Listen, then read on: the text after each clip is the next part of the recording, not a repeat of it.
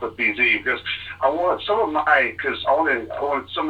have a lot of new listeners tonight as well, and I want to make sure everybody knows a little bit about everyone and what you're doing right now, and stuff like that. BZ, let me ask you this, because I know that a few years ago you got together with a guy by the name of Sean Lewis, and aka Sackhead Sean, and then one thing led to another, and all of a sudden you're broadcasting your own show on SHR Media, and if I remember right, you started out as kind of being a guest on Sackheads, and then you eventually started doing your own show. So how in the world did you meet up with Sackheads Clint, Sackheads Sean? Of course, Ken McClenton at the time was a part of his SHR Media as well, before he's gone on to a different platform, into the world of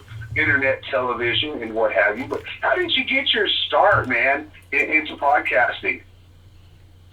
Okay, Dan, my number one concern is you're going to tell stories about me. Are you going to tell the story about the squirrel and the motor oil? You're not going to tell that story. Yes, we are. Yes.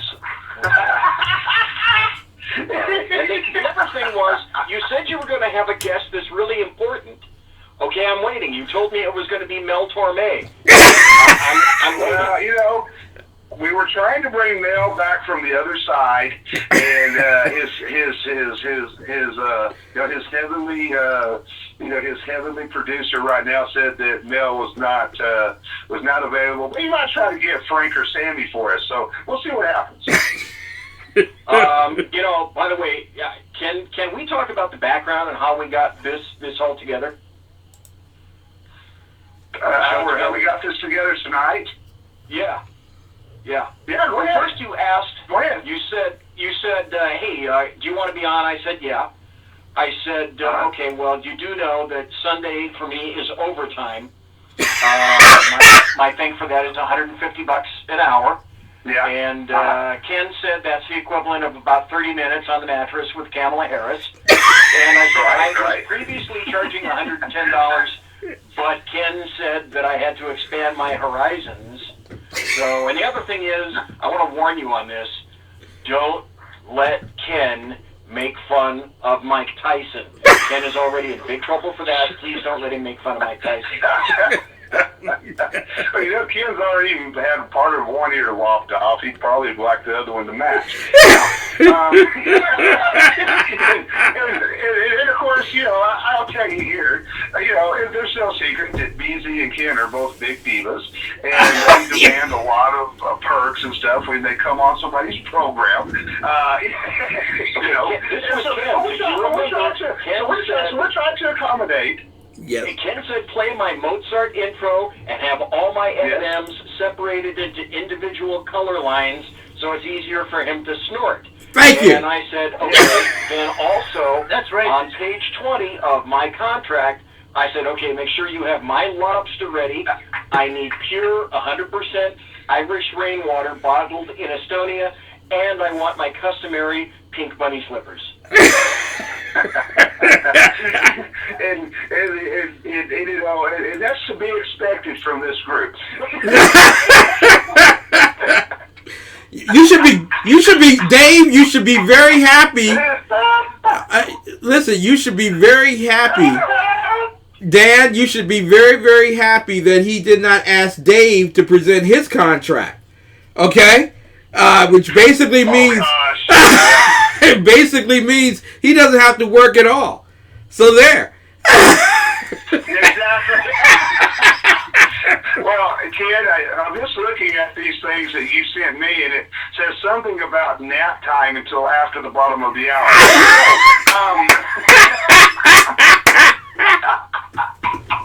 You know it. Let me start with. I want to share some stories about all these guys real quick, and I want to get their responses. And it comes back to, oh, here it comes. No, these are actually good. These are actually good stories. I'm glad I'm in the Canadian border. Yeah. So Dave kind of shared a story. And this kind of applies to Ken. So back in the early days of High Plains Pundit, when I had the podcast page as part of the website, I asked a whole bunch of different people to come on and be a part of my website and different things like that. And I would get a lot of interesting responses. The first time I ever contacted Ken thought I was bullshitting him, literally. Ken was like, I sent Ken an email. And I said, hey, man, I listened to your show. I think it's really good. And I'd also heard him do an interview. And I heard you do an interview with a friend of mine. Her name is Elaine Hayes. Yes. And Elaine was at the time running for Congress against Matt Thornberry here. She's now actually a city commissioner in Amarillo, Texas. Awesome. I heard you do an interview with Elaine. And I went, wow, who's this guy doing the interview with Elaine? And I heard the interview. I went, hey, you know what, this guy, he's good. And so I ended up contacting Ken, and Ken did not believe me. He was like, "You want to do what? You want me to do my show? What? What? Whatever." So it took me a couple of times, going back and forth with Ken to finally get him to, understand that I was serious. And then the rest of it was of course, at that time he had also made some appearances on calling in to the Zach Hedge radio show, and that led to him starting his own podcast and own show, and then that's what led to the relationship. Ken, becoming a part of High Plains Pundit, that led to Ken, and that led to my friendship starting up with Sean Lewis and Clint, and then of course later on that led to starting up the broadcasting with BZ, and so you kind of see how we're all connected here. The same thing with Dave. I heard the first time I heard Dave. Dave was Dave. I think the first time I actually heard you. You actually called in to Andy Bellis's show. I think it was the first time I ever heard your voice, and I think you called in, or you might have been a guest too. And I heard your voice, so I went, wow, man, this guy's got a cool. Well, I wonder if he's got a show. And so I contacted Andy. I said, Andy, who was that? And so she's telling me, she says, oh, that's Agatha. I said, oh, I recognize the handle from social media. I'm like, okay, I don't know. I knew who Agatha was. I've seen her on social media. I didn't know I had a podcast. And so led me to listening to the Unpleasant Blind Guy. And then, of course, that led to putting you on High Plains Pundit, and then later on SHR Media, and so we've all, here's the connections. We've all kind of, although we all have, some of us are still podcasting. Ken has moved on to doing live video, internet television, but we've all grown in this business together, because we all started out. I think BZ probably started out a little bit later than the rest of us. Mm-hmm. I think Ken is going on 12 years doing this, like I am. Dave, you're probably that same range. BZ, you might correct me, but I think you're 6-7 years into this. After you retired. I actually started in the 70s. Well, see, there's a connection you got with me, because you and I are both old radio guys as well. I did FM radio. I actually started out doing college radio here in Amarillo, Texas, FM 90, many years ago, way back in the middle 80s. Wow. We were still doing reel-to-reel. BZ will be able to relate to this. We were still doing reel-to-reel advertising, where you had to queue up the ads on the reel-to-reel and play them, and then if something happened, they got screwed up, you'd have to come. You always play if you had a bathroom break, like in my case, my go-tos were usually, Stairway to Heaven or the extended version of Free Bird, depending on different things like that. And then wait a minute, Dan. I went in and did some overnight stuff for a station here called D93. Dan, let me just ask. Go ahead. Isn't the 80s the last time that Halle Berry was sane? Wasn't that her period of time of sanity, and after that?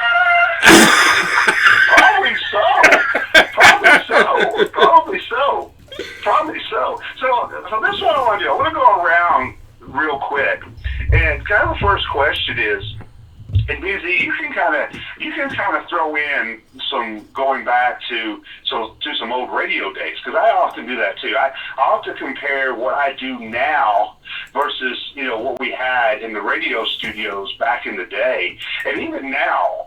And I hope a friend of mine is listening tonight, David Lovejoy. He does radio here in Amarillo, and because he got into this business later in life after retiring from the military. So he doesn't kind of go back a lot of ways, but I've often looked at what they have in the setups in radio stations today. It's not much different than what I have at home right now, quite literally. Pretty much the same setups versus that and soundboards and different things like that. So we'll start with you, BZ. So in podcasting right now and in internet broadcast together, this could be the same question for everybody.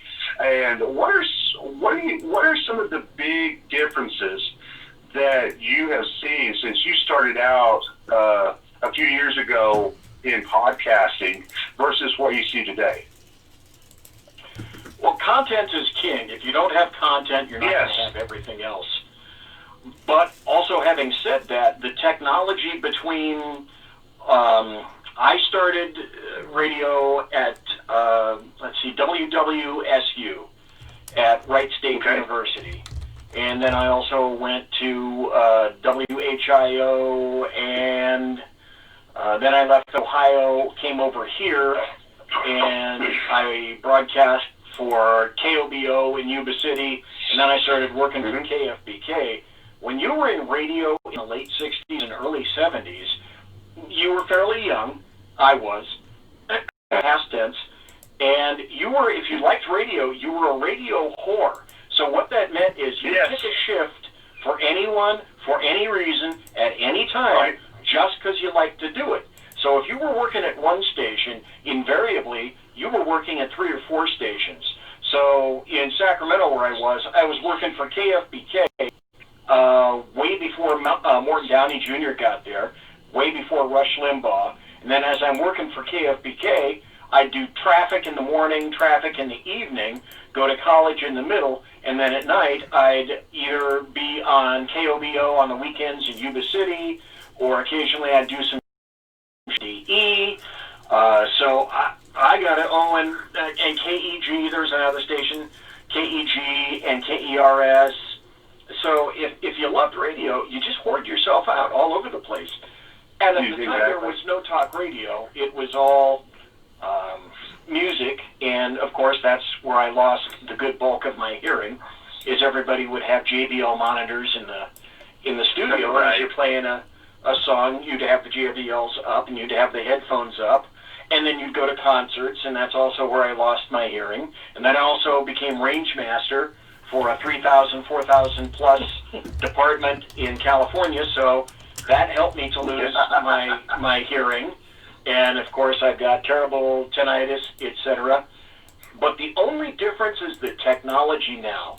So many people can do it. It's so much more easy if you can get a 12-year-old to figure stuff out, because I can't figure that stuff out.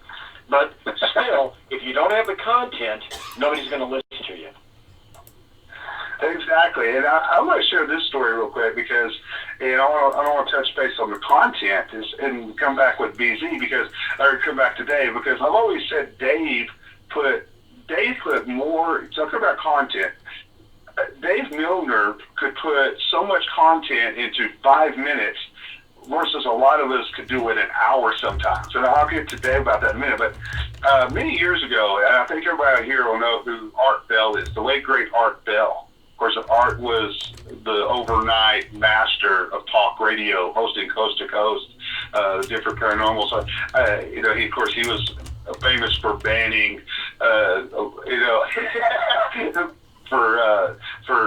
for different things. But one thing, he got his start here in Amarillo, Texas, where I live, and he was stationed at Amarillo Air Force Base at the time.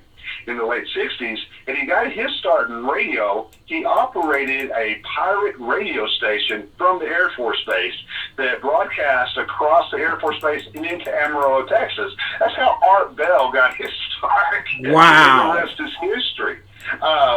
One of the biggest, and you talk about in the early days, you would basically you would try to broadcast anybody and everybody that would have you. The same thing kind of applied to the early days of podcasting and the early days of blogging. Now, in the early days of blogging, the thing was, even if you had your own blog, you go out there and try to blog for as many different blogs as you possibly could just to get your name out there. And that was kind of your way of syndicating your content. And that's kind of gone away with the different things. And a lot of podcasters do the same thing too. I remember the early days of podcasting, man. If anybody wanted me to be a guest on their show, I would do it in a heartbeat. And I continue to. That's one thing that I still continue to do. If anybody wants me to come on their podcast or their radio show, I'm more than happy to do it. Because especially if it's a new one. If it's somebody I find and they've got and I think they've just launched a new show and I listen to them and I know that they've got something special going on. I'm more than happy to come on their show to help give them a boost, to help promote their show, to help them get things going because sometimes it's hard to get going, especially because there's so much stuff out there right now as far as podcasting and whether you're podcasting, whether you're blogging on YouTube or, trying to do news and information. So content is king and you got to really stand out. And two important things. You've always got to be honest and always tell the truth. Do the best that you can because once you lose your integrity, that's what you have going for you. Once you lose your integrity and once you lose the trust of your viewers or your readers or your listeners, you're done in this business today. End of discussion. Dave, going back to the day, how did you get started? Dave, Dave wasn't Blind Guy when he was would put out, if Dave did a 10-minute set show, that was a long show. And then when you got the really special stuff that was like 30 to 45 minutes, you're like, wow, Dave's really worked on this. But Dave, how did you get started into doing this, man? And what are some of the changes you've seen? Well, unlike the rest of you guys, all of whom did some broadcast radio, I never did. But I did call into a lot of shows, including Dennis Miller, Tammy Bruce, people like that, and I managed to honk all of them off. Okay, Data Lash included in that. And in 2013, I decided to start doing my own podcast. Took me a long time to make that decision, but I did.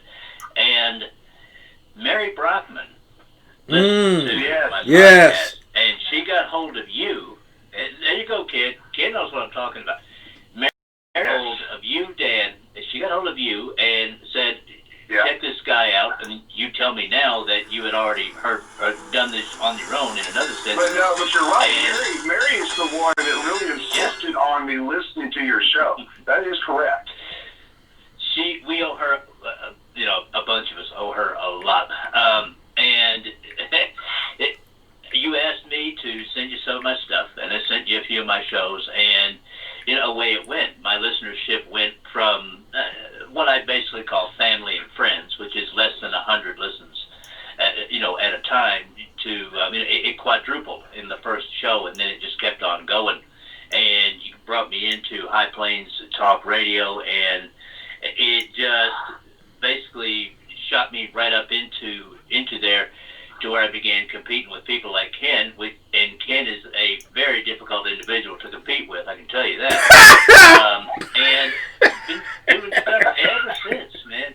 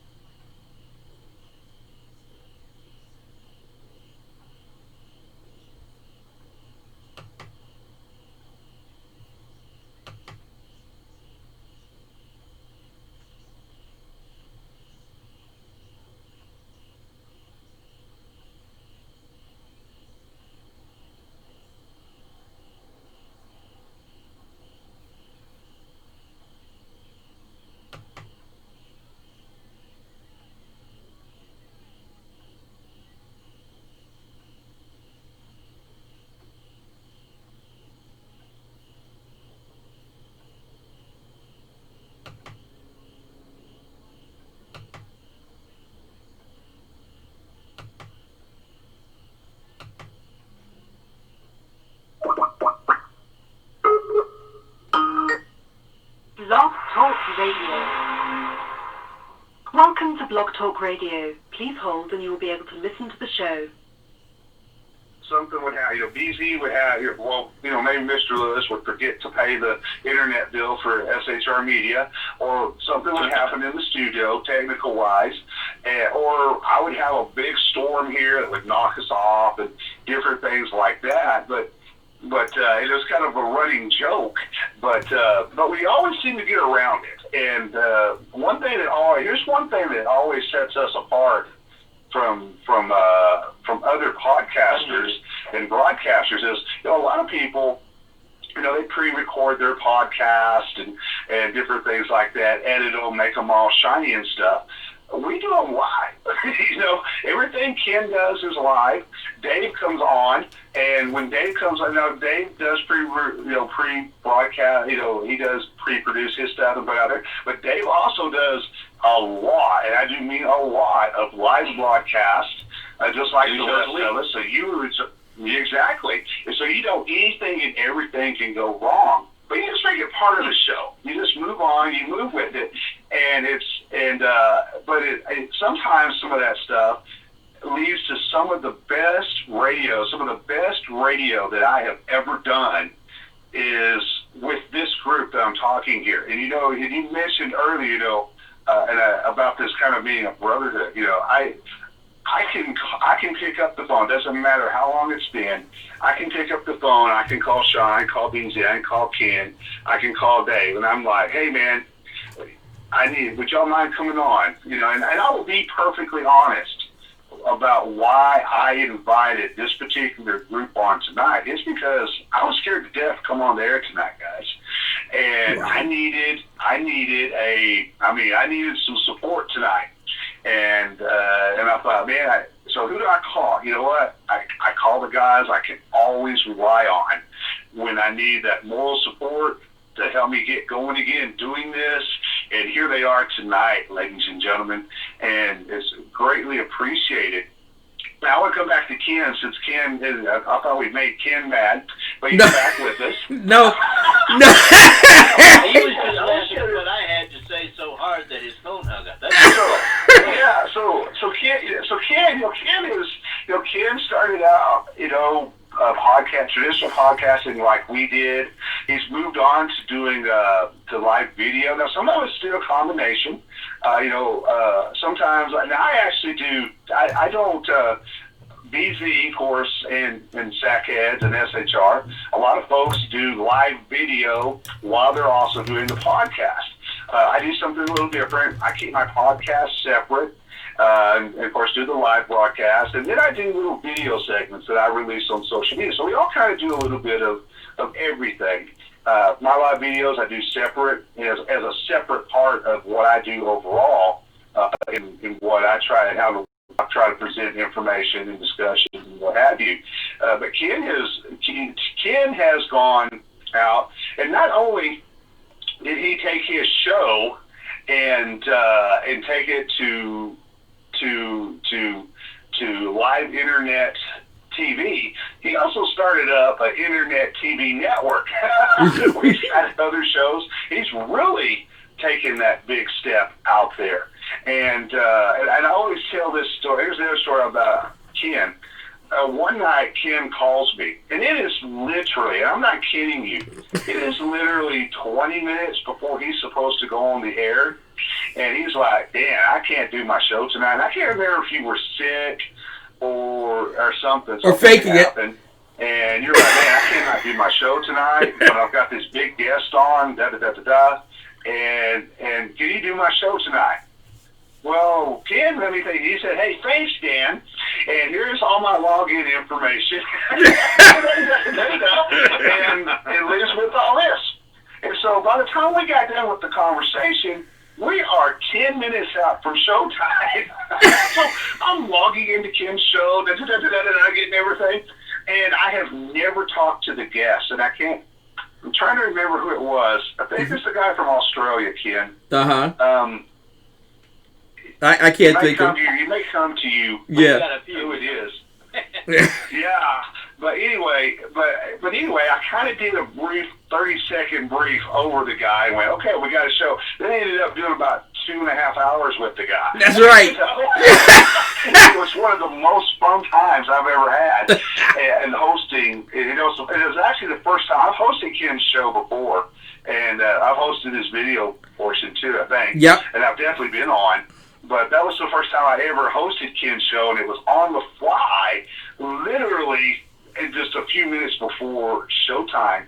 But Ken, you and I are the same age. Yeah. We started out podcasting almost the identity. I think I started out. I may have started out a year before you did. Mm-hmm. So I don't have much more time on what you've got. But there's two people that Ken and I, Dave will know this too. There's two people that I know. One person in particular that Ken and Dave and I all hold a credit of gratitude, or we would not be here today without this lady. And that's Mary Brockman. Yeah. All three of us. And I won't even say this. Sackheads, SHR Media would not be here today if it was not for Mary Brockman. End of discussion. Mary put us all out there on social media, and when she started promoting our shows, it took off, Mm-hmm. And then there's also another lady out there, Sue from New Mexico. And Sue, I tell you what, when Sue put your show out there, you were ready to go. Exactly. So Mary Brockman and Sue from New Mexico, and I've not heard, Dave might tell me, but going back a few years, I don't know, I haven't seen Sue from New Mexico in any chats in a long time. I know she was sick or something, but definitely looking back, those are two people that really, really made a big part in helping us all watch. It continues to play a big, big part in Ken's show as well. But Ken, with that in mind, man, tell everybody, what are some of the changes you've seen? You've been through a lot of drastic changes, starting out on Blog Talk Radio years ago to moving to where you're at today. So what do you see happening, versus, 12 years, 11, 12 years ago versus going on today, man? Well, first and foremost, Dan, I want to thank God for him assembling us together. Yes. The Avengers live. And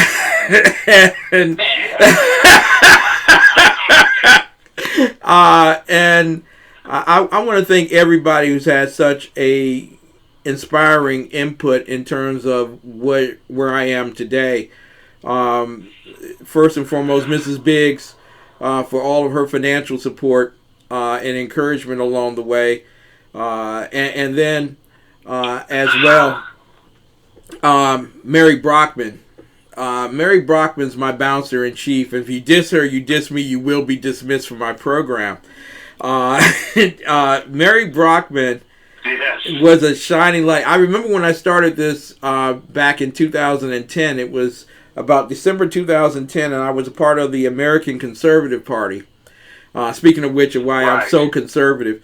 And during that time period, we had a show called AC Nation News, which is now my news network. And they allowed me to come on, and they wanted me to give like 10 minutes of commentary during their show. And on the first show, people were like, wow, he was amazing for 10 minutes. You should let him speak more. So they let me come in as a co-host, and it went from 10 minutes to 40 minutes, and they were like, Ken, during a commercial break, Ken, you're going to have to start your own show because you talk too much. Yeah. That sounds familiar. So, thank you. So, and so I started my own show on February 28th, 2011. And I was supposed to have this big guy from Texas who was running for Railroad Commission come on. And I called him 15 minutes before the show, and I said, are you coming on? He said, yeah, I'll be right there. I'll be right there. And so I went on the air 5 minutes in, 10 minutes in, no show. And so I committed the rest of the show to talk about my relationship with Jesus Christ and committing to ECN, to all of Him and the glory of God.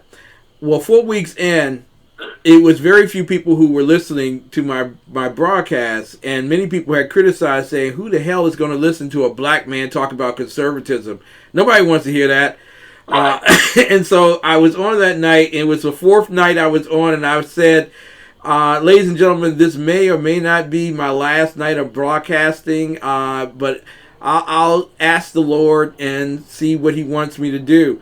All of a sudden, 5 minutes after the show comes this email from some woman called Mary Brockman. She said, don't you give up that show. Don't you dare give up that show. And I will be on from now on. And from that point on, for over 10 years, Mary Brockman has been my bouncer-in-chief, my wingman in our chat roll. And we've been talking about Christianity, conservatism, capitalism, constitutionalism, and individual sovereignty ever since. After year number 7, I started my own television network because I got tired of the mafia, Twitter and Facebook and Google, because what they were doing, they were censoring my shows. Because if I was a black man talking about progressivism, oh hell, I would be on page 1 on Facebook. I would not be noted on Twitter as a dangerous world leader. So broadcasting has been very dangerous and difficult for me as a conservative African American.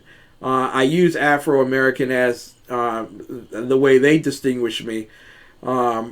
But I've over the years, whether it's been writing or broadcasting or serving as a guest, have had the greatest opportunity of speaking of not only my relationship with Jesus Christ, but of being able to spread the gospel of the good news of conservatism. And I want to take credit, although many people will not give it to me, I want to take credit for this year, the possibility that 15% of black men will vote for Donald Trump. Thank you all very much. Good night.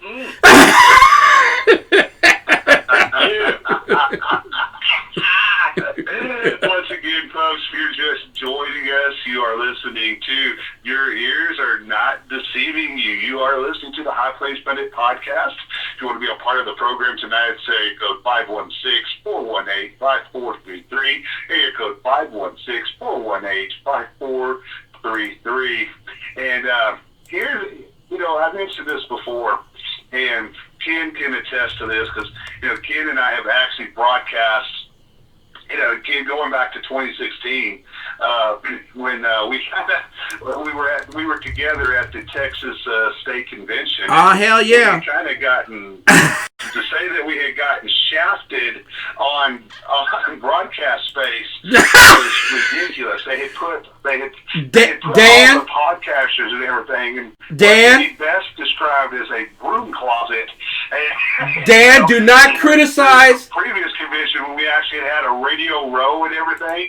And so we went out and we just created our own space. Exactly. Dan, right off of the press room. Dan, I just want to say this. Couches and chairs and stuff. We just moved stuff and we had a great time. I just want to say this real quick, Dan. I really enjoyed the bathroom space that we shared, that stall for broadcasting. Sorry about the flushes. So the thing is, this group of people that's here tonight, BZ, Dave, Ken, and myself, we've been through a lot together, broadcasting over the years, and we continue to work together. And we're gonna have some pretty cool stuff coming to you. We kind of right now, I put it out there I said, hey, I put out a message how this show ended up coming on tonight. Started out as a conversation. Hey, do you guys want to work together on the 2020 election coverage? Because we've had some. I'm going to tell you, and I truly mean this. We have had with the past election coverage, presidential elections, we've had some amazing coverage with BZ and Ken and Dave and myself, and I think we've had some of the best election coverage that you will see, that you can watch, that you can hear, And I just think we bring you, we definitely present it in an honest and fact-filled way. No spin, no BS. You know, we're going to give it to you how it is. And people, I think people gravitate towards that. I think people are tired. And you see this really too much on, on our cable news networks and stuff. It's become all entertainment. It's all show.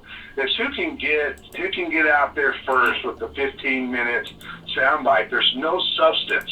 There's no content. No actual content. So you're left scratching your head. Okay, who can insult Donald Trump worse tonight? Is what it comes down to a lot. And so you just and when you listen to shows like what we're producing here, you're listening, whether you listen to BZ, you listen to BZ. BZ comes at you, whether he's talking about, something from his own perspective, or if he's commenting on something somebody else has written, he comes at you with the content. He comes at you with sound bites.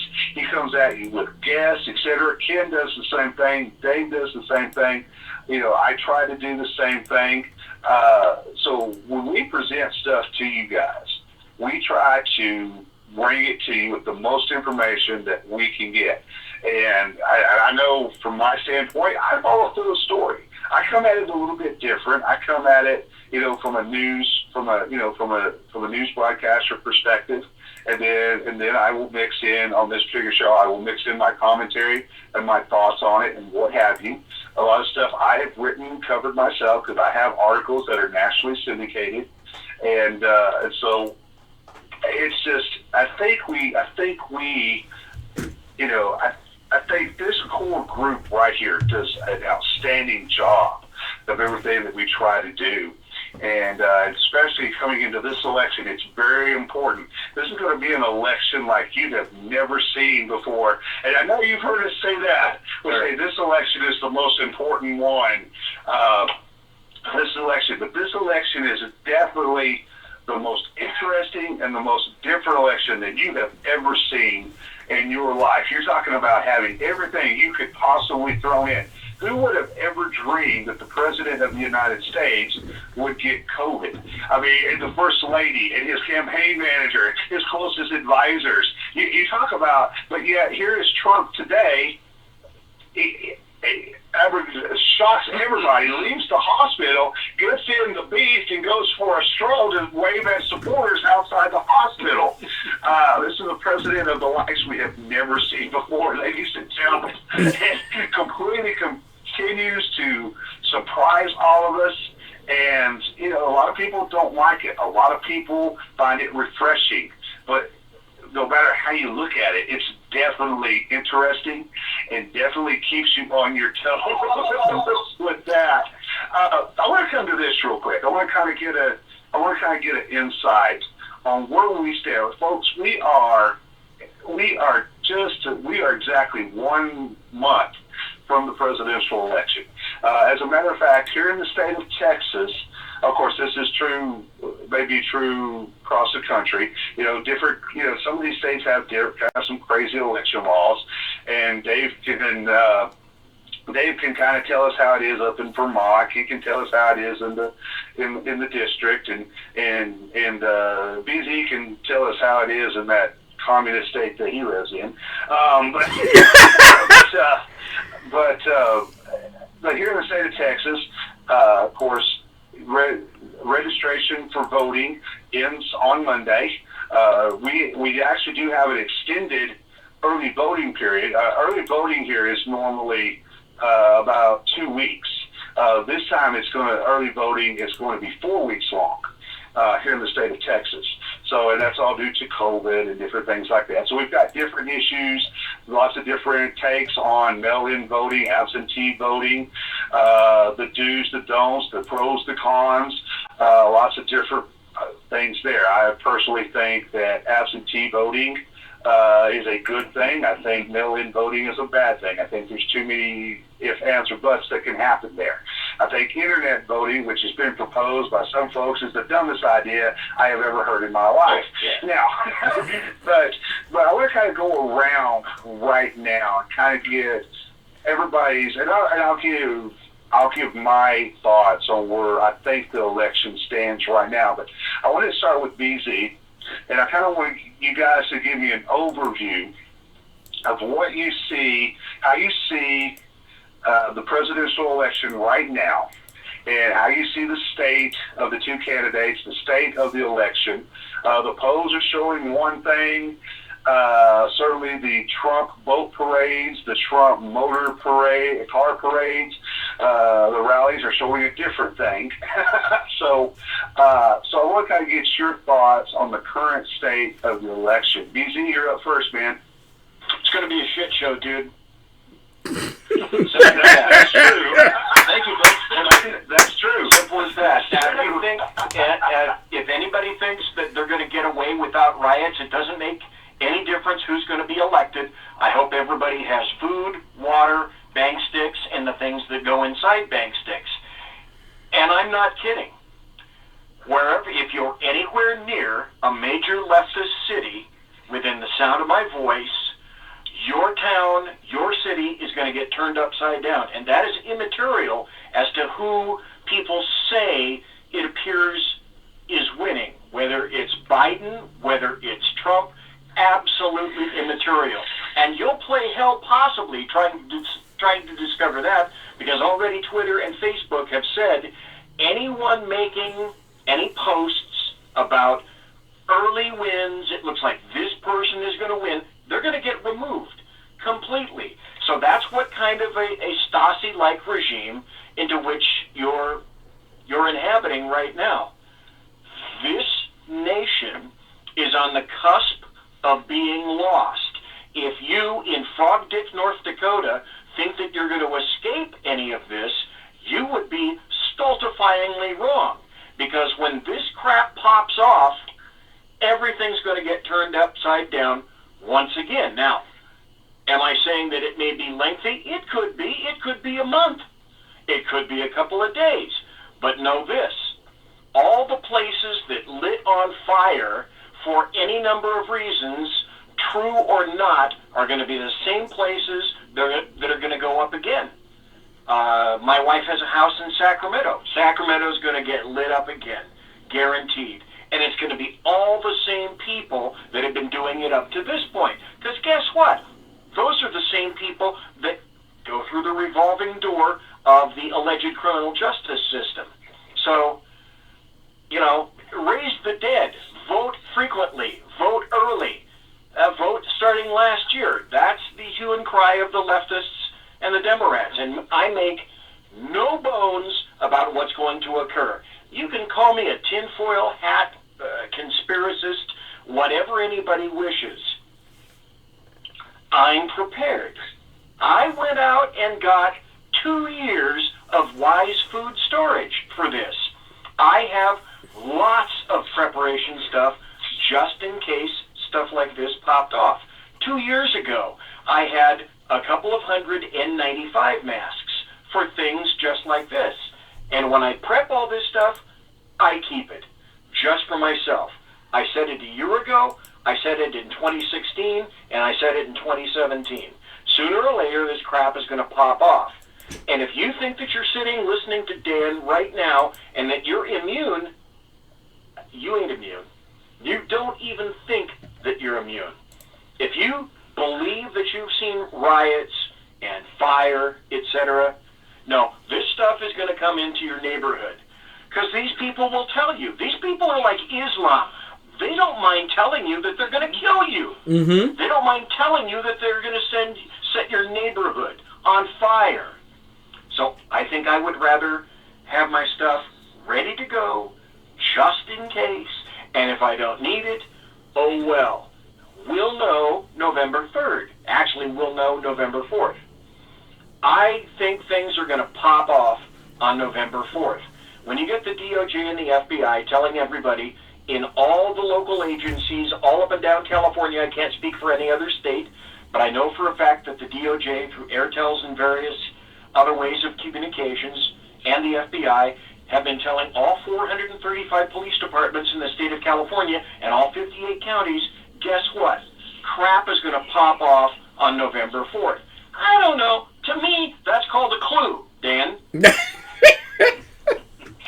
I want to come to Dave next. Dave, so you spend a lot of time broadcasting with a lot of our friends across the pond, and so can you give me kind of an idea of what some of our folks, some of our allies are how they're looking at our presidential election right now, and some of the views of what you're hearing from your friends that you broadcast in the UK with, and different things like that, and then kind of what of course you live in a very progressive state in Vermont, and so some of the things that you're hearing from around where you live. Right. Well, in the UK, Australia, places like that, there is a definite interest, and in all of the world, any of our allies or anyone that has to deal with us, there's a definite interest in our election. A lot of people don't realize this because they think, well, they're in Singapore or South Africa or wherever, India, and why would they want to have any interest in an American election? And it can be summarized by what Jan Rennie, one of our team members, once said: when America sneezes, everyone else catches a cold. This election will affect worldwide markets. It will affect the way geopolitics is played and operated worldwide. This is extremely important to a lot of people, and you have, just as you have here, basically a polarization around the world. You have people who are polarized to the left now and people who are polarized to the right, and very few people in between. And one of the things, the newest factors for this election, is the lockdowns. There have been massive anti-lockdown protests and demonstrations in the UK.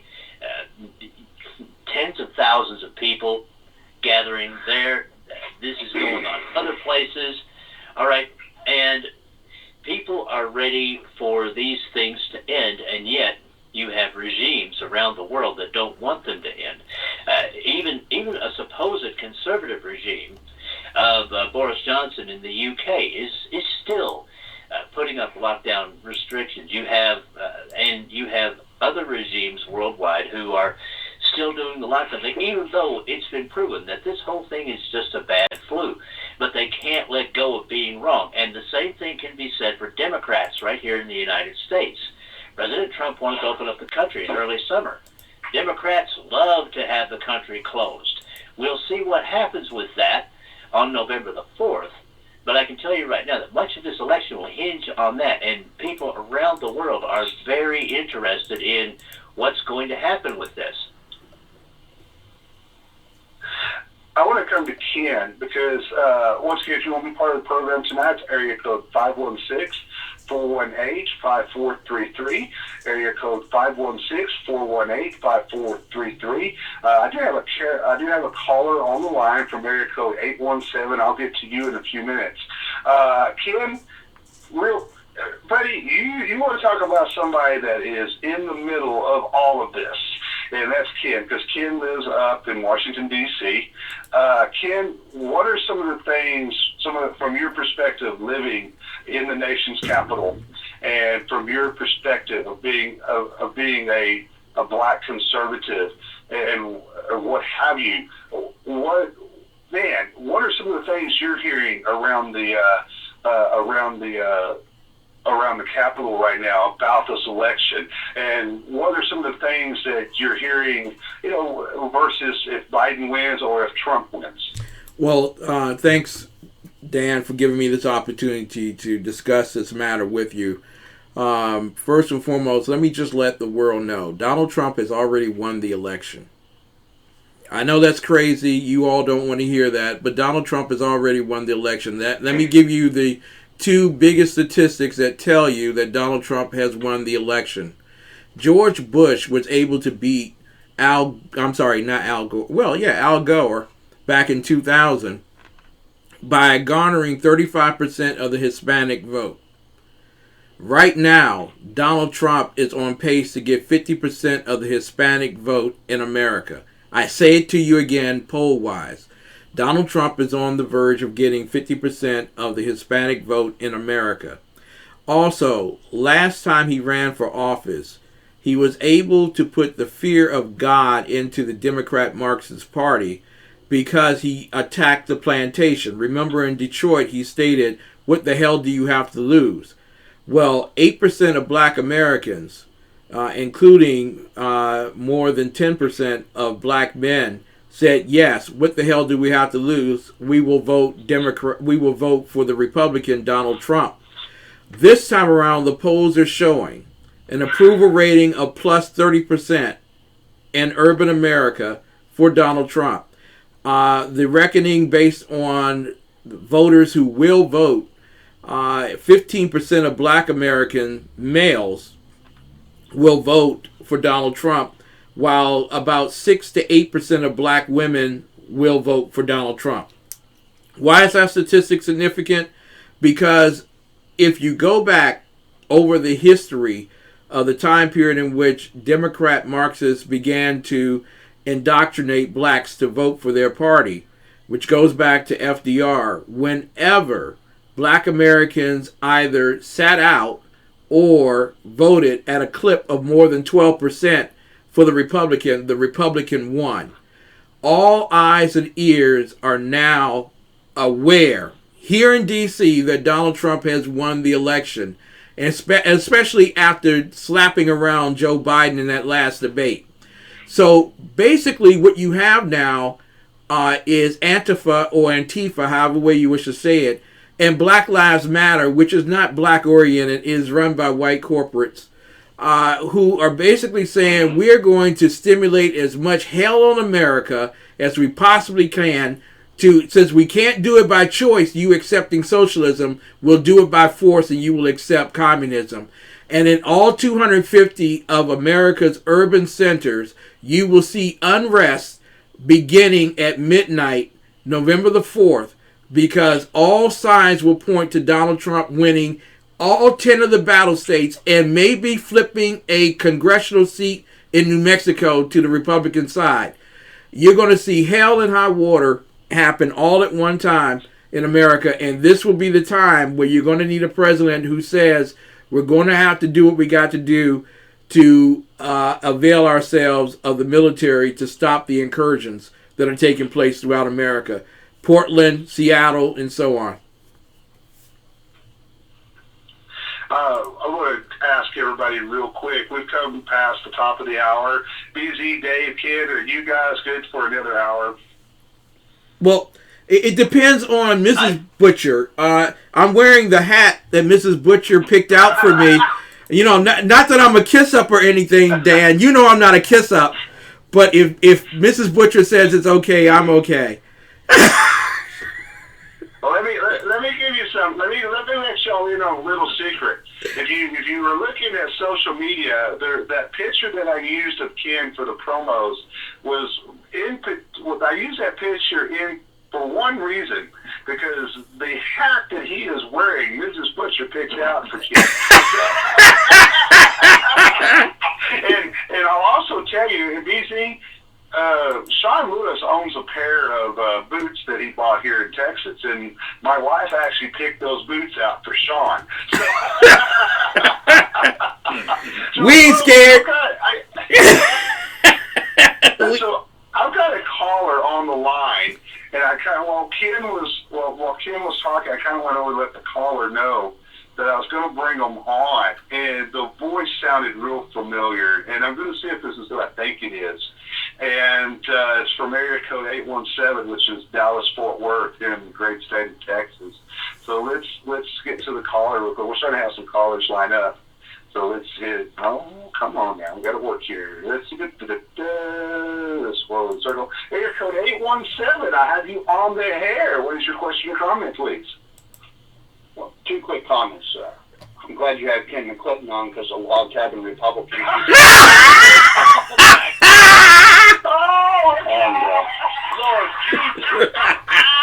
And tell Mrs. Biggs that I left a cufflink under the bed. ladies and gentlemen. Mrs. Biggs is holding it right now. I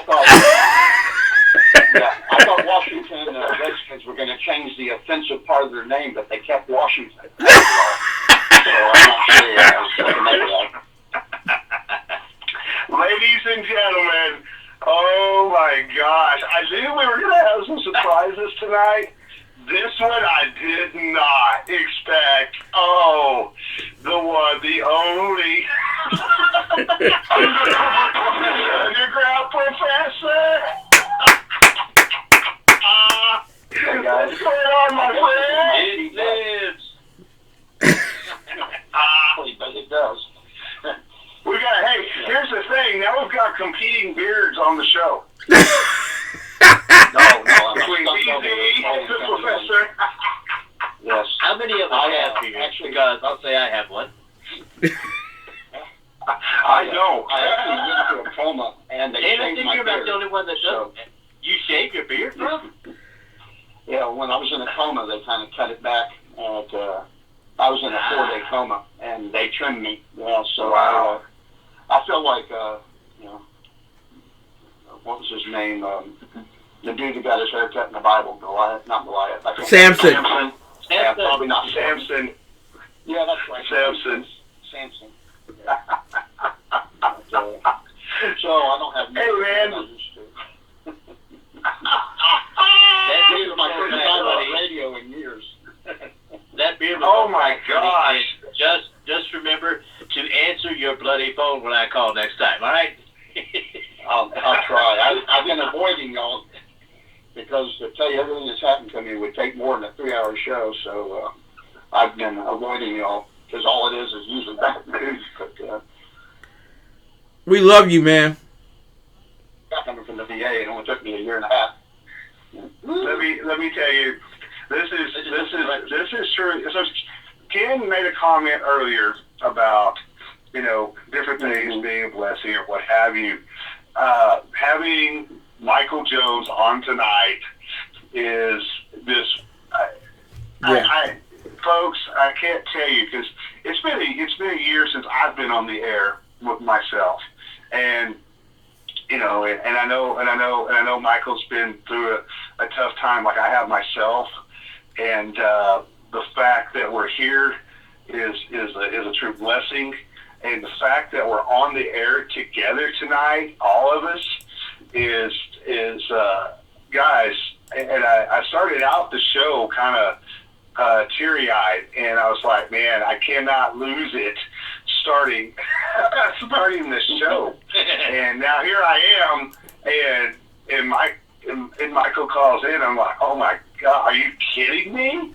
Of all people to call in tonight to make this just an amazing night of broadcasting. Folks, you got some of the top voices you've ever heard on internet radio on here tonight with BZ Day, Ken, and Michael Jones, the professor.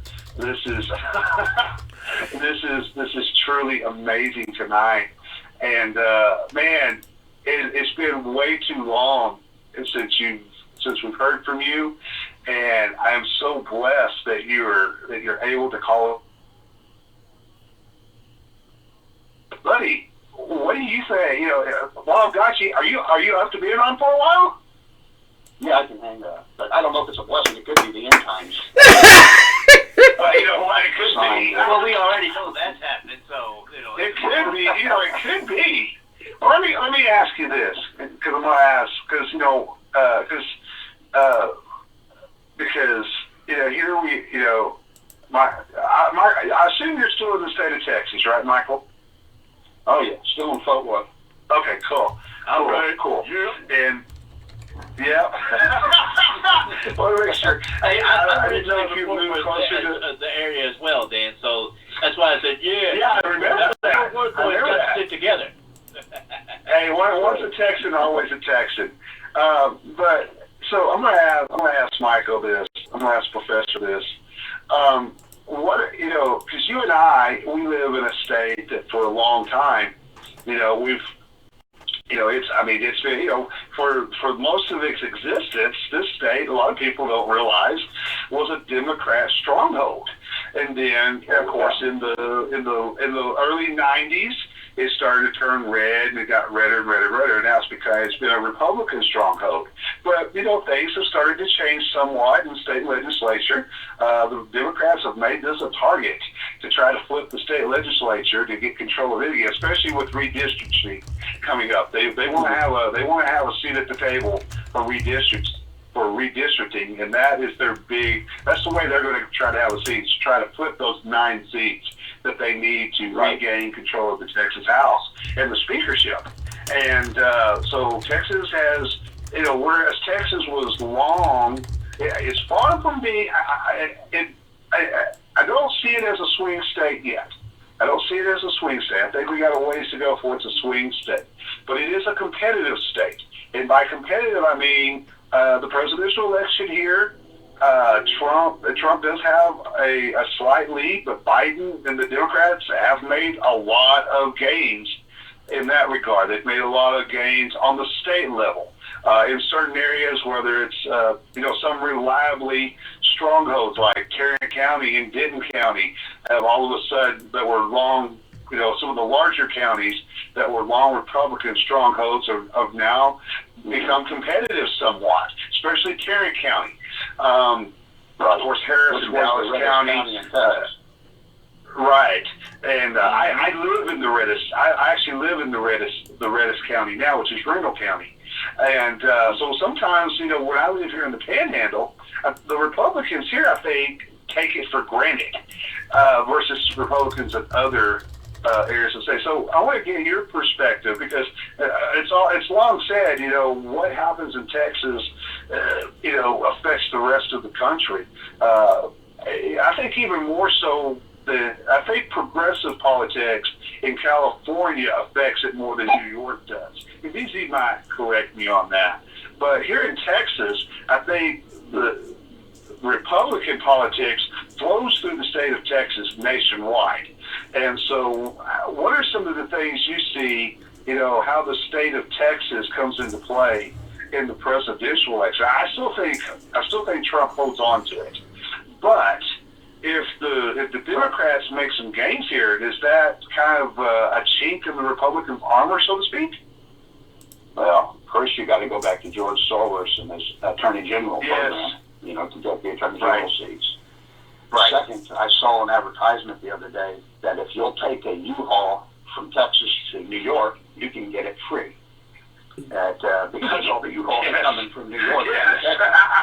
And right, so, and they're doing it on, because they're fleeing their problems, but then they come down here and they want the same thing. They want all the perks and benefits of a tyrannical government, but they don't want to pay for it. And so they're fleeing, and they're coming here, and then they're bringing the same crap with them. And then, of course, we have our border problems where, multiple voting, and there's going to be a lot of voter fraud, I think, this time around. But Tarrant County was the reddest county, and we've had to surrender to you guys. We're becoming more and more purple as a county and a state, and that is something I fear, because if we lose Texas as a red state, then the Electoral College is gone, and there'll never be another Republican president, not with New York, California, Texas, and sometimes Florida. That it's done deal. We'll be doomed as a country then. The Constitution won't matter. The Electoral College will be voted out, probably through legislation instead of amendment. Why bother with an amendment process? And and I think we're in trouble. If we don't change things. I'm even thinking about moving to like Wyoming and buying 100 acres and putting 50 caliber machine guns on every corner. And just saying, welcome neighbor mats, and turn them upside down and shut the door. Folks, once again, if you're just joining us tonight, your ears are not deceiving. You are listening to the Hot Place Credit Podcast. I am Dan Butcher. If you want to be a part of the program, it's area code 516-418-5433. Go to press 1 if you want to come onto the air.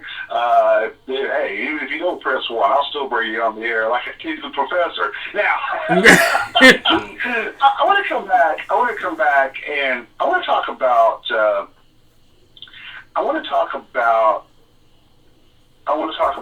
President Trump getting COVID, and kind of get some take from you guys. And I think, when it was first announced coming, late Thursday night into Friday, that, that Trump had COVID, the First Lady had COVID, you've kind of seen, a lot of White House staffers, those closest to the president, his campaign manager, his closest advisors, have tested positive. Chris Christie tested positive. That's a trigger effect. I mean, that's something that's bound to happen. It's just unfortunate timing. I mean, you can't put it any way. Right? Unfortunate timing that is happening, a month away from the general election. There was some question about how the administration was handling it first, but then all of a sudden, you see Trump do what Trump does. Trump just took things into his own hands. Damned if you do, damned if you don't. I think he would rather be damned if he did. That's kind of his approach to everything. He would rather do and take those risks than be sorry that he didn't take those risks. So you saw Trump before he leaves to go. Hospital. He releases a video saying, "I think I'm doing great," and then you see him walk out trying to give a strong presidential presence. He walks out under his own power in a suit, in a tie, wearing a mask, what have you. But he's trying to portray, hey, I am still president of the United States. And then, of course, Trump being Trump, today he decides he wants to take a little ride. They didn't even tell the White House. So the White House press corps, the traveling press corps, they were so pissed off about this today that they were not notified this was going to happen. The next thing they know, they're looking out the street, and the president is waving to everybody as he's driving around the block, right?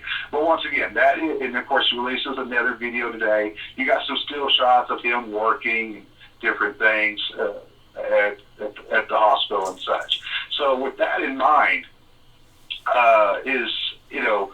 do you think, I'm going to start with BZ, do you think that this is going to affect Trump in any way? Is it going to play into his favor? My personal opinion, I think this is something that's going to play into his favor. He's going to be criticized. He's going to be attacked. If you had taken these precautions, you wouldn't have got COVID. Well, folks, I'm here to tell you, I'm a person that is a high-risk category. I have a very compromised immune system.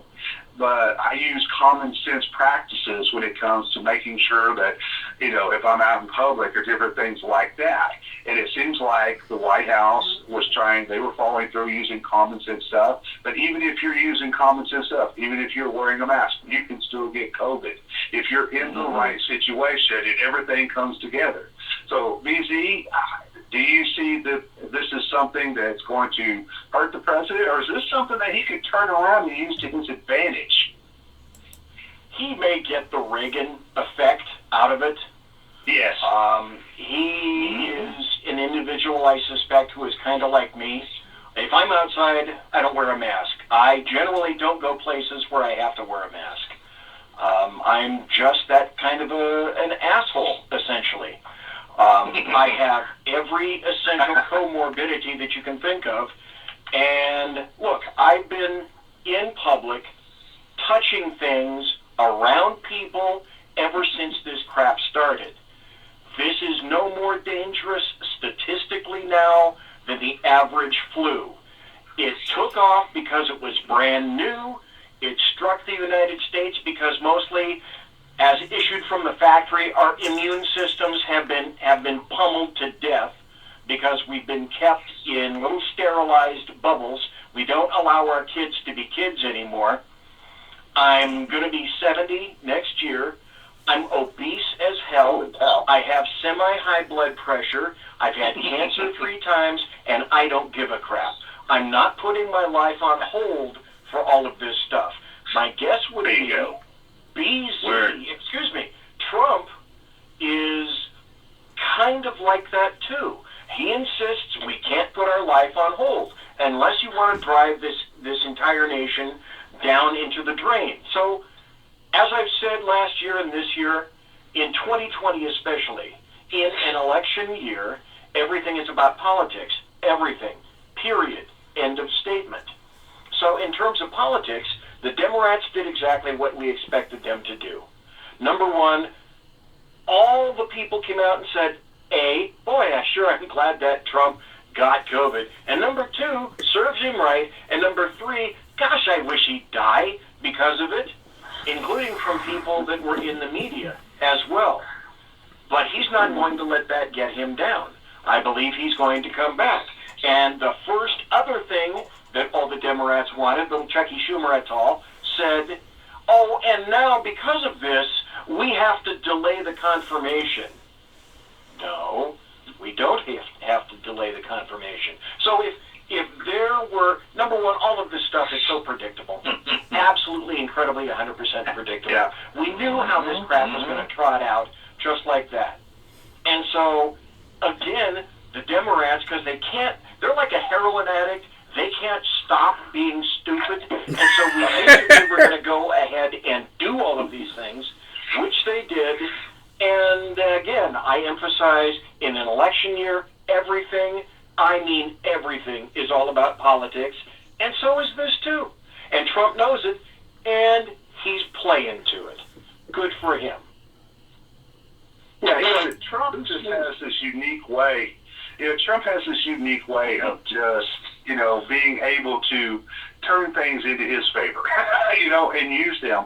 And I was on a podcast about a month ago, and it was a local podcast, and the host asked me what I thought of the presidential election. And we were going down different races, and we got to the presidential, and I said, I predicted not only would Trump win the Electoral College, he'll also win I think he's going to win the popular vote this time.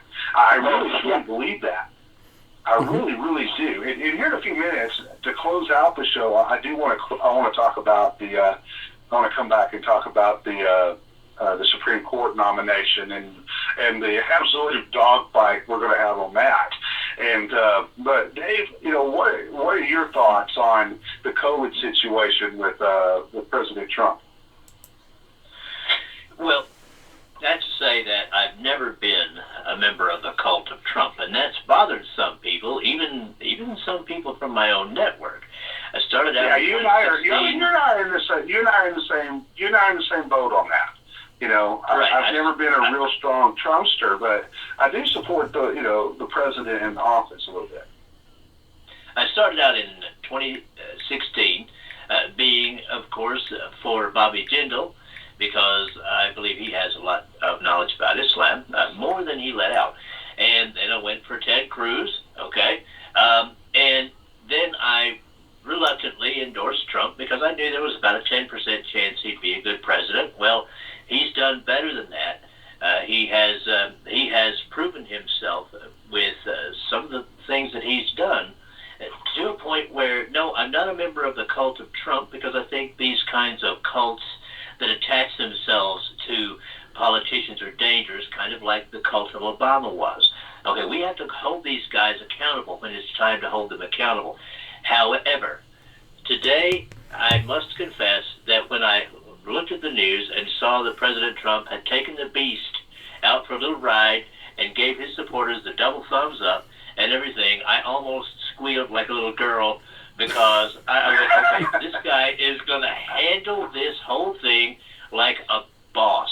And that's exactly what the American people need on the whole. I'm not talking about Democrats and Republicans.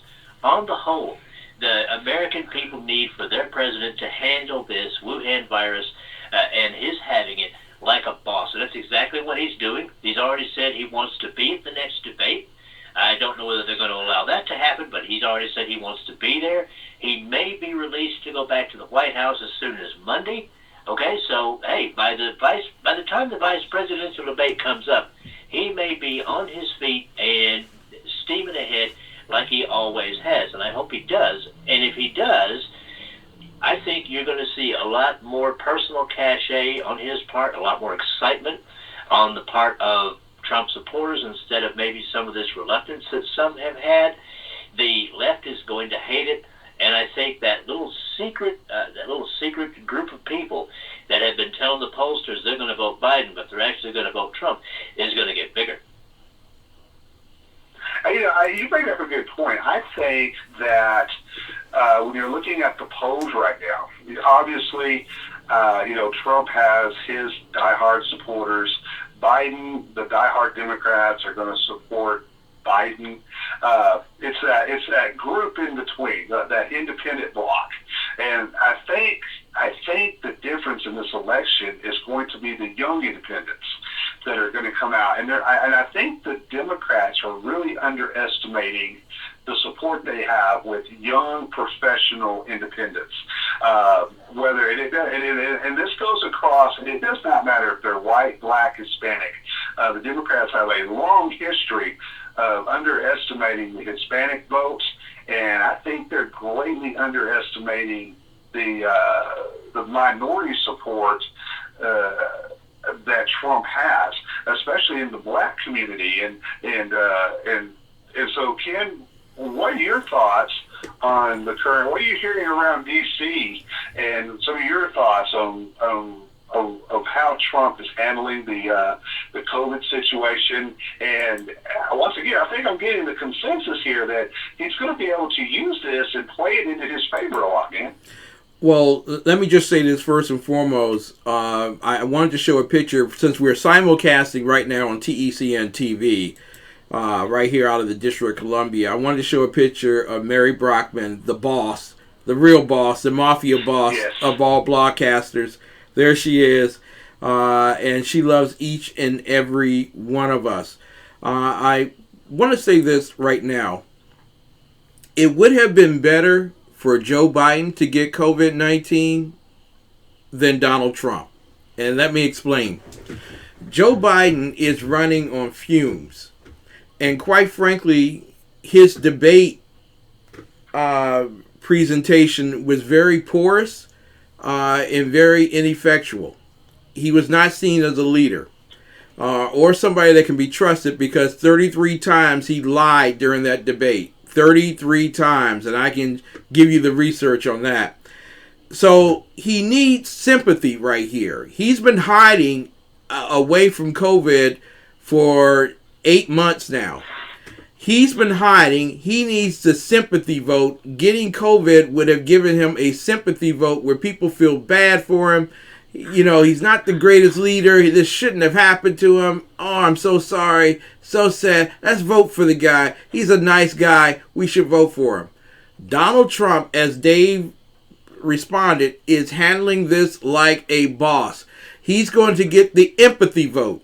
That means those individuals who said he did not understand what it was like to get this ailment now can't say that. They have been silenced. They can no longer say he doesn't know what the treatment process is.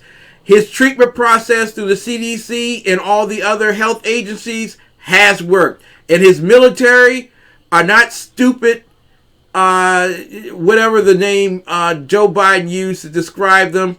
No, they've come out in force, and their medical team has protected him and treated him. He's going to be seen empathetically as someone who not only defeated the enemies that he could see, North Korea, Iran, Russia, China. They're going to be able now to say he defeated enemies he could not see. COVID-19. He is an overcomer. He is a leader of the free world. He is the voice of reckoning, and that's the guy we want to put in charge. We don't want to put in charge someone who's going to hide in the bunker for 8 months from Putin, from Xi Jinping, from the Ayatollah, from Kim Jong-un. We want somebody who's out there that we can see, who can lead this nation pridefully. And gosh dang it, the beast rides. I love it. Can I follow on what Ken just said with an example? Yeah, go ahead. I'd like to use Ken as an example and all the other people that have spoken up recently. One of the major reasons that you're going to see this be a very different race this time around is because you have voices that are paying a price for talking now. You have black voices, brown voices, gay voices. I've had Brandon Straka on my show 5 times now who started Walk Away, and those voices have a price to pay every time. I had Ralph Chittum's on my show on Thursday night. His wife's car was damaged. Ken, I'm sure, has been called some of the most choice, racist names in the nation. And when you have people like Ken, people who are good conservatives, but they have different paint jobs, and they're coming out in social media and taking crap, knowing they're going to take crap, continuing to take crap, and still having a strong voice about it, you know there's going to be a change. You know there's going to be a difference, and it's going to be on November 3rd. Amen. Thank you. I apologize for those words. Wave. So real quick, because I've got another little guest we're going to bring on here real quick, because she just walked into the room, and she went, and I'm going to get some thoughts. Start off with some thoughts from the professor here in just a minute. But my wife just walked into the room, and okay, I gotta stand. All people stand. Looking at the call board. And she looked at the list of names that are on my call board right now, and she saw DZ, Dave, Kid, and the professors. Yeah, she said, no, he wants to say shot. But she looked and she just went, the words out of her mouth were, wow. She was like, wow, because of the names that are on the board. And Jane, and the professor, so the Ken and the professor have both met, and they've done a lot of work with Jane too. And Ken has seen firsthand how hard she works at a state convention, not only as a delegate, but rounding up, literally rounding up, hour after hour after hour of interviews for us. While we're doing interviews, and then she would run off to go do a precinct meeting or something, and then come up and round up more interviews for us. And then, but she walked in and she was just in awe of the of the list of folks in here. Do you want to talk about? And Ken can really attest to this too, because my wife has been my backbone doing all of this for 12 years now. And she has been my Rock of Gibraltar, my biggest supporter, my love, and she continues to support me in doing this. And there was a time that, this past year that I thought I was going to hang it up. I was done. I was not going to come back and do the podcast. Yeah. I was thinking about turning over my news website over to somebody else and different things like that. She looked at me and said, "No, you're not." And that was her exact response. "No, you're not." And so then I said, "I'm going to start doing the podcast again." Now, she put some limits on me on what I'm allowed to do, because if I could do it, I'd do it every night. But I talk to her the 2 nights a week. But just a big shout out to. And y'all can hear Jane in the background. I know you guys haven't heard her in a while. Can I say this about Jane? But anyway, Dan. Dan, can I say this about? I want to say this about Jane. First and foremost, she's the only woman I've ever seen make Governor Abbott bow his head and speak. Here's what's funny. That's a. Go ahead, Michael. I didn't say anything for a second. Oh, okay. Oh, somewhere we got an echo from somebody.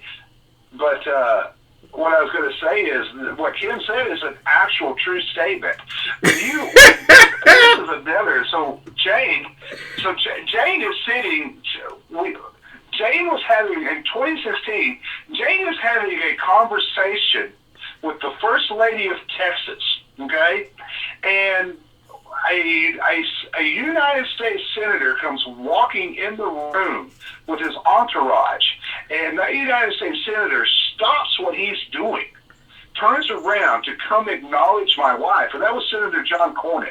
So the presence that she commands in a room sometimes. So, and definitely, and I just want to say this. Jane has helped all of us at some point.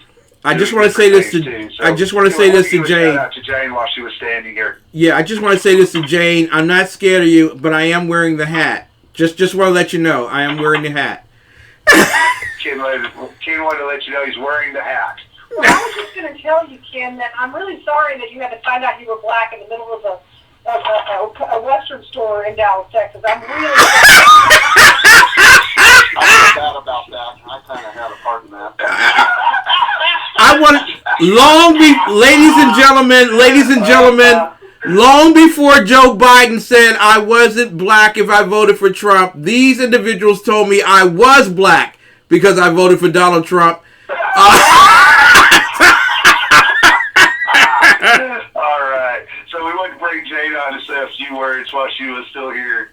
Thank you, sweetie. Love you, Jane. So I want to come back. I want to come back to the professor now, and I want to take the conversation towards the Supreme Court nomination. Here's my personal opinion on this, and I want to get everybody's. I know there's a certain amount of let's say, of protocol that should take place with this, but really, you have to stop and think. Why don't the Republicans now? There could be some circumstances because you've had Mike Lee, Tom Tillis, and Ron Johnson all test positive for COVID, and of course the Supreme Court vote will have to take place in person and stuff like that. I don't really see, unless one of them gets really, really sick, I don't see that COVID is going to play into the vote, although you've got the Democrats already calling for a delay in the Supreme Court's vote and stuff like that. My thing is why even go through the process? Why not just bring it up for a vote and get it over with? It's all going to be, everybody already knows where they're going to vote. The Republican votes are in place. There's nothing really short of a miracle that the Democrats can do to stop this nomination and to stop Barret from becoming the next Supreme Court justice to replace Ruth Bader Ginsburg. So why not just go ahead and just have the vote, get it over with? Why go through all that we're about to go through? And I want to start with the professor. Number one, do you see anything that could possibly, other than COVID, that could stop this nomination? And number two, do they really need to go through all the procedures, or can they just go ahead and bring it to the floor and go for a vote, man? Well, number two is the easiest answer, and that is that the Constitution requires advice and consent from the Senate.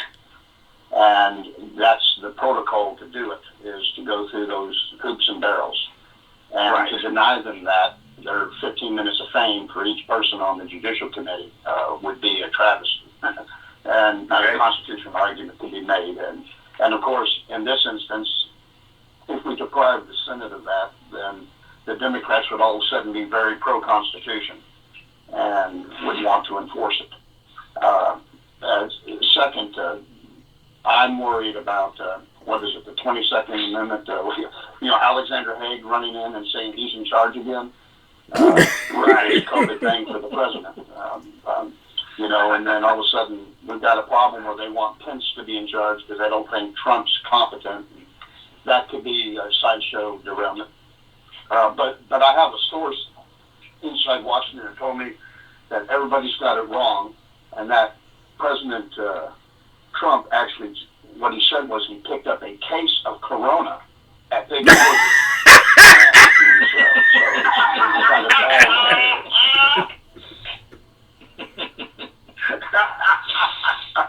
That's awesome.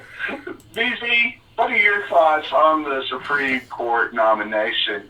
Are we going to see a real ugly fight, a lot of grandstanding, a lot of nonsense up until we get to the actual vote? Once again, I see this thing when it's all said and done. I think it's going to get done before the election.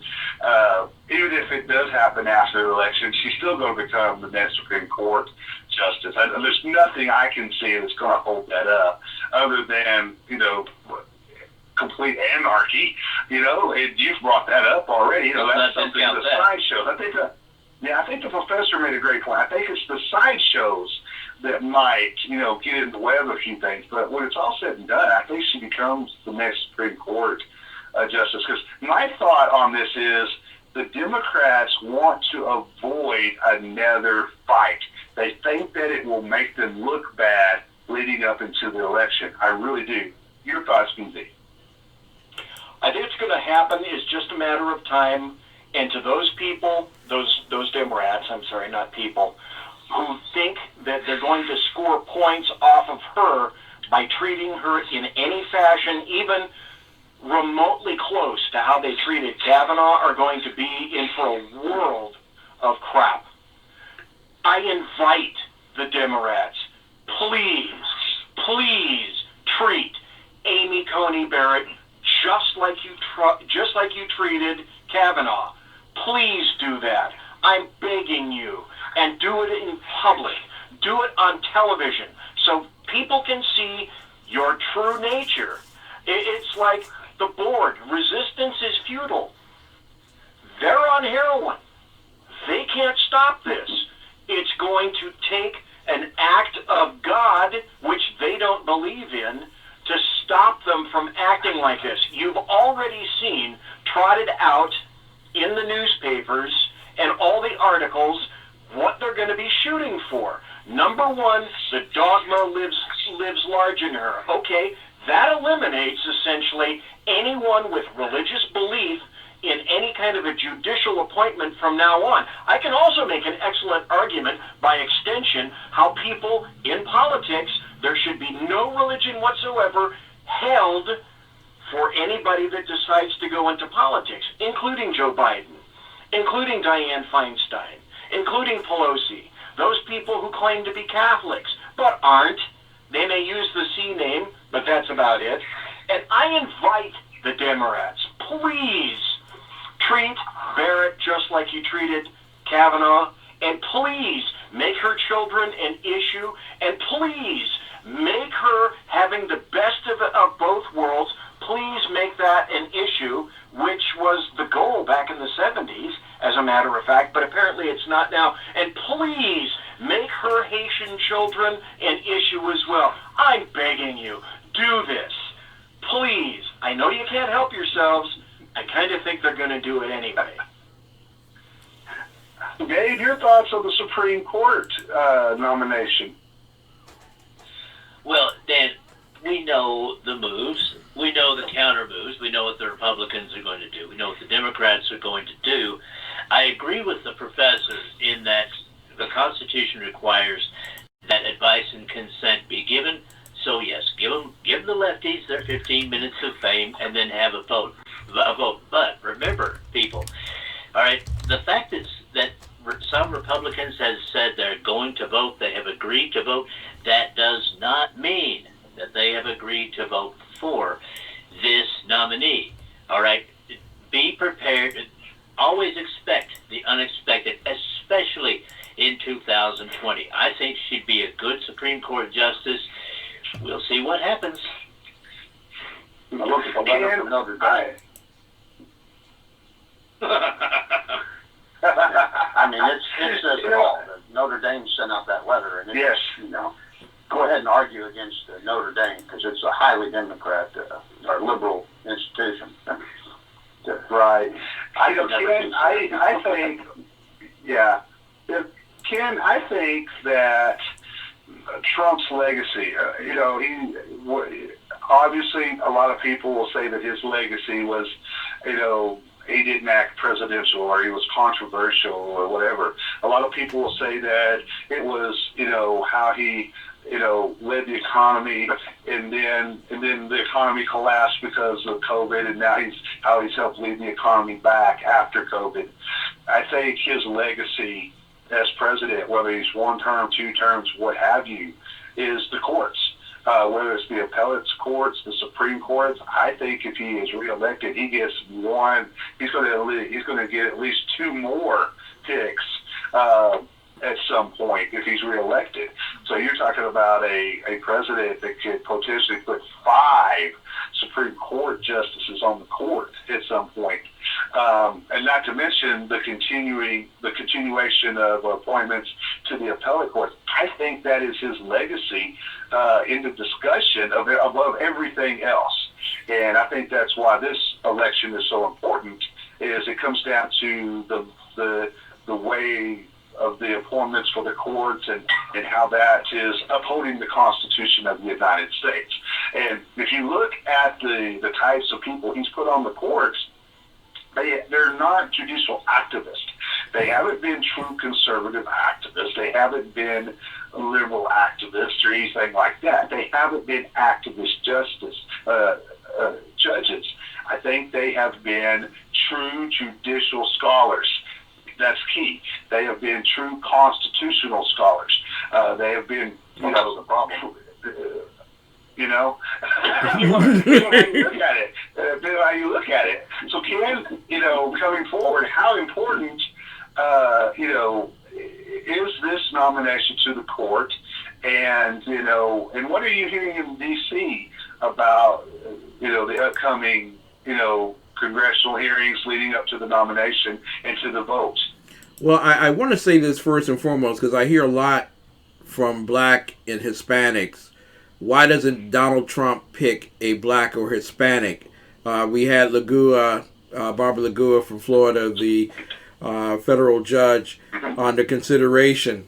But remember now, Lagua received a bipartisan vote of approval of 80 to 19 in her consideration last year, which has a preponderance to believe that maybe she's not necessarily the most strict constitutionalist available. And so I want to explain to African American, Negro, colored, black folk and Hispanics why you don't get selected. It's not because of the color of your skin. It's not even because you have ordered a case of corona for the president.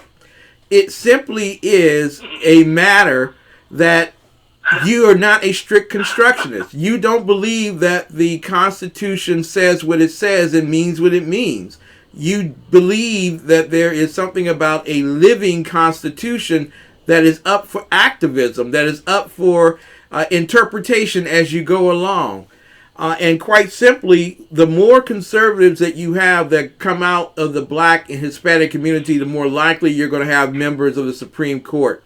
I also want to say to Chucky Schumer, no Garlic Merrick will not be considered this time. It's over. Let it go, man. Let it go. Amy Coney Barrett is exactly the strict constructionist you need on the Supreme Court. And what many people are not talking about that they should is that this pick is the pick that Donald Trump has been waiting to do, and it has nothing to do with Ginsburg and the left. It has everything to do with Chief Justice Roberts. He has finally got the chess piece in place to make him shut the F up. You will never be able to make a determination or decision again because I have the 5 strict constructionists on the bench that I needed to make certain that from now on, the laws will be considered not in accord with what you politically feel is right, but what is judged right by the founding fathers. So congratulations, Donald Trump. And for all of you black, Negro, colored, Hispanic, all of the rest, minority, Asian, whatever group you want to be a part of, you might want to surrender the narrative and just accept the Constitution. If you do that, oh my God, how great many number of blacks and Hispanics and Asians would actually be on the Supreme Court. You've been listening to coming around again. Uh-huh. What's that, Doctor? Before I come around to closing remarks from everybody, I want to throw a scenario out to the Professor Michael Jones real quick. Say on the off chance that Biden is elected president, and of course, we know that Barrett's going to become the next Supreme Court justice. But on the off chance that Biden does win the election going into 2021, will the Democrats actually let me put it this way. Well, let's put it in two parts. Would the Democrats actually be brave enough, and would they actually have what they need, the votes that they need to pack the Supreme Court with progressive judicial judges? No, that's an easy answer.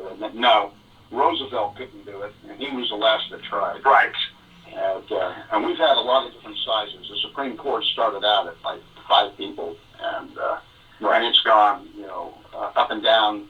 They used to write circuit, you see, and they had to be where they rode. They hated it, but they had to ride all around their circuit and set up shop at each little city and do their judicial duties. We ended that, and we set up districts like the Circus Court of California, the 9th, the 6th, and all those, and then we set up the Supreme Court in Washington, and now you have to go to them instead of them coming to us. And then it kind of just settled on 9. There's no rule. In fact, the Constitution is quite blunt that Congress decides the size of the Supreme Court. But they don't have the power to do it because we're so used to 9. I think there'd be a backlash, just like Roosevelt felt. And the only reason they would be doing it is because they're whining that that Trump. It was unfair that Trump got elected at a period where all the Supreme Courts were dying off or retiring, and got too many picks, and they didn't like them, so they're going to pack the court. Well, that will just blow up in their face. I think even the media would turn on them for that. Right. And like they did on Roosevelt. And so I don't fear that. What I fear is the Electoral College being tampered with. Yes. If Biden wins. Yeah. And that is guys. Right. Well, guys, I have about 5 minutes left, and we ran just a little over. It's fine.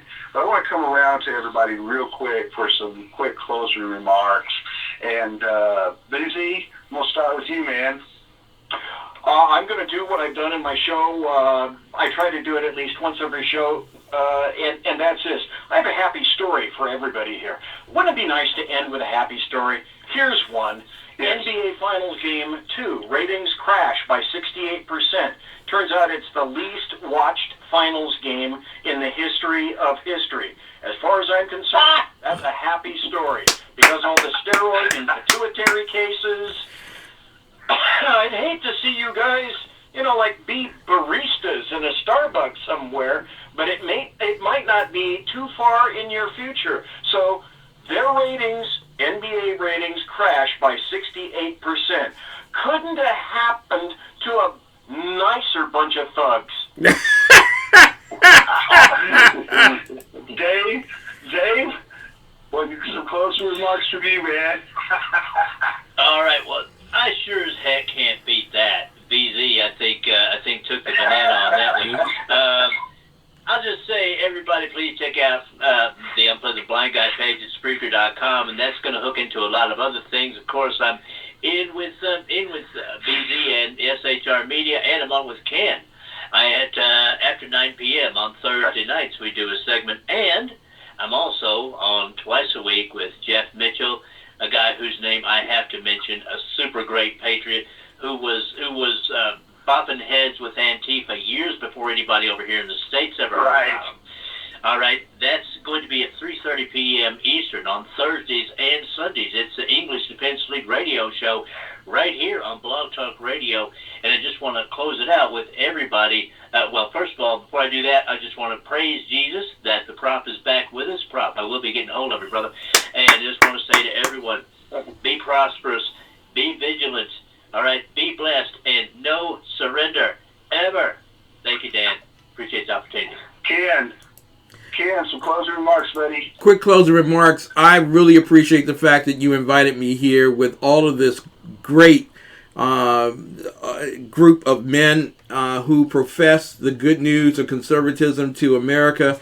I just want to say this. I hope as we have been broadcasting in simultaneous measure that you all would join us on election night, not just merely watching, but I really would love to have you guys in with me on election night coverage on TECN TV from 6 to over midnight. Well, we say midnight, but it'll be longer than that.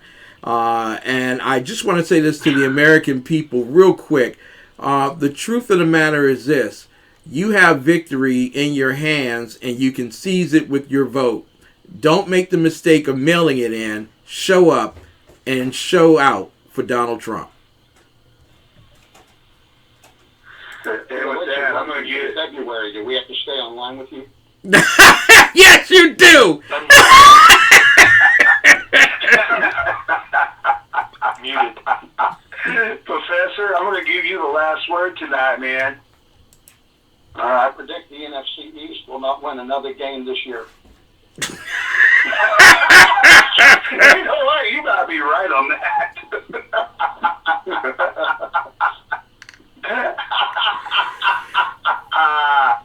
Hey, folks, I want to thank everybody joining me tonight.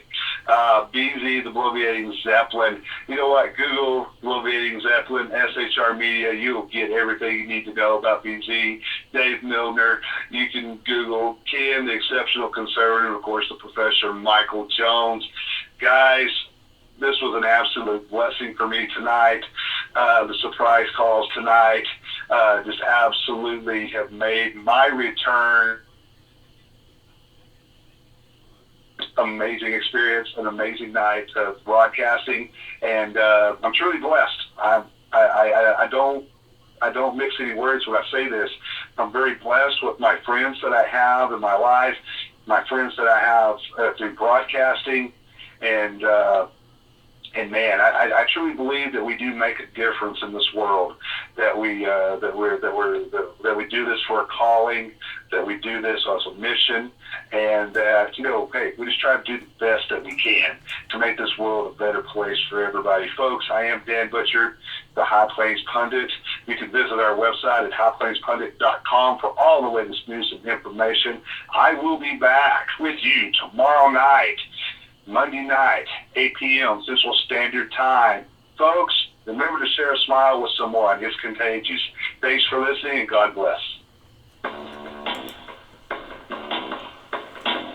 Ladies and gentlemen, boys and girls, thank you so much for tuning in tonight to TECN TV. God bless you. We'll see you tomorrow night, 9 p.m. Eastern Time. Thank you for using Blog Talk Radio. There you go. Bye. There you go. They do Blog Talk, and I want to thank Dan Butcher for allowing me to come on his program tonight. I also love you, man. Want to tell as well, my good friend Dr. Michael Jones, my phone number still works. I love you. Give me a call. Dave Milner, you'll hear him again later on this week. Conservative commentator that he is, the Unpleasant Blind Guy, or you can best find him on Blog Talk Radio with EDL, English Defense League, on Thursdays and Sundays at 3:30 p.m. And then, of course, BZ will be with me tomorrow night, 10:20 p.m. Biff Zeppe, you hear his program on SHR Media, shrmedia.com, that is, on Tuesdays and as well Thursdays at 11 p.m. It's the Berserk Bobcat Saloon. Ladies and gentlemen, I thank you so much for your time and your efforts of support for TECN TV. I love you all very much. I look forward to seeing you tomorrow morning, 10 a.m. Pastor Greg Young will be on with Chosen Generation. As well, Randy and April should be on at 1 o'clock in the afternoon. At 3 o'clock, David McHale, Global Impact will be on. And then I'll be back on the air Monday night at 9 p.m. Eastern Time with more of the best in urban conservative talk. For all of you, I hope that you do remember this without a shadow of a doubt. God blessed America. It is now time for America to bless God. Good night. God bless each and every one of you. Thank you so much.